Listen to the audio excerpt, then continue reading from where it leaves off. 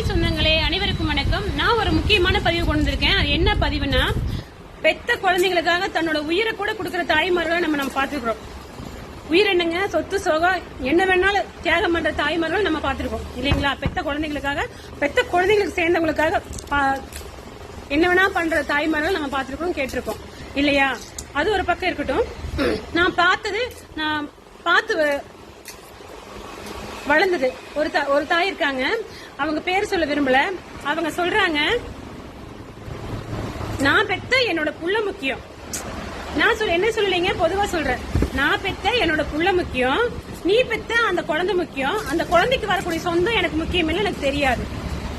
இது எந்த விதத்துல நியாயம்?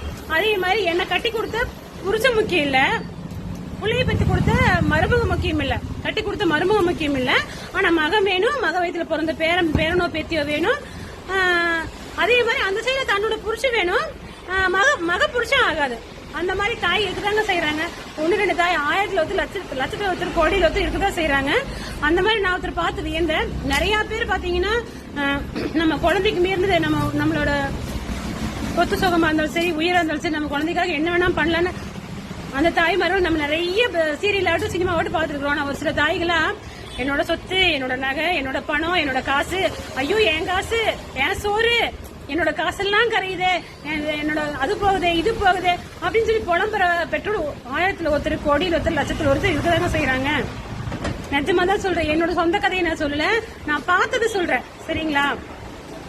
இப்படியும் ஒரு சிலர் இருப்பாங்களா அப்படிங்கிற மாதிரி நான் யோசிக்கிறேன். அது எப்படிங்க, எந்த விதத்துல உங்களுக்கே நியாயமா படுதா பாருங்க. அவங்க பெத்த அந்த குழந்தை முக்கியமா, அந்த குழந்தைக்கு வர குழந்தை முக்கியமா, அந்த குழந்தைக்கு வர சொந்தங்கள் மட்டும் முக்கியம் இல்லையா? அதாவது உதாரணத்துக்கு என்னையே எடுத்துங்க. என் புருஷன் வேண்டாம், நான் என் பையனுக்கு வர பொண்டாட்டி வேண்டாம், நான் மட்டும் சொந்தம். எப்படி இது? அவங்களுக்கெல்லாம் நான் காசு செலவு பண்ண மாட்டேன், அவங்களுக்கெல்லாம் 5 காசு செலவு பண்ண மாட்டேன், என் சொத்து சொகை துணிமணி நகை நட்டு எதுவுமே தர மாட்டேன். எல்லாமே என்னோட பிள்ளைக்கு, என்னோட பையனுக்கு, எனக்கு அப்புறம் நம்ம 3 பேர் இறந்ததுக்கு அப்புறம் மிச்சம் மீதி இருந்தா அப்புறமா அவங்க சாப்பிட்டு போறாங்க. போனா போது சாப்பிட்டு போறாங்க. இப்படி இருக்கதாங்க செய்யறாங்க. நான் பேசுறது அத்தனையும் உண்மை. இருக்கிறாங்களா இல்லையா நீங்களே சொல்லுங்க. நான் பேசுறதுக்காகவோ வீடியோக்காகவோ நான் சொல்லல. சரிங்களா? நிஜமா நான் நடந்துட்டு இருக்கிற ஒண்ணு, நான் பார்த்தது ஒண்ணு. சரிங்களா? நான் அதெல்லாம் பார்க்கும்போதே வியப்பா இருக்குது. என்ன சொல்றது, அந்த காலத்து பெரியவங்க எல்லாம் சொல்லுவாங்க, தாய்க்கு நிகர் கடவுள் கூட கிடையாது அப்படின்னு சொல்லி. அதே மாதிரிதான் பெத்த குழந்தைகளுக்கு நிகர் அந்த உலகத்துல வேற எதுவுமே இல்லை, ஈடு ஆகாதுன்னு சொல்லுவாங்க.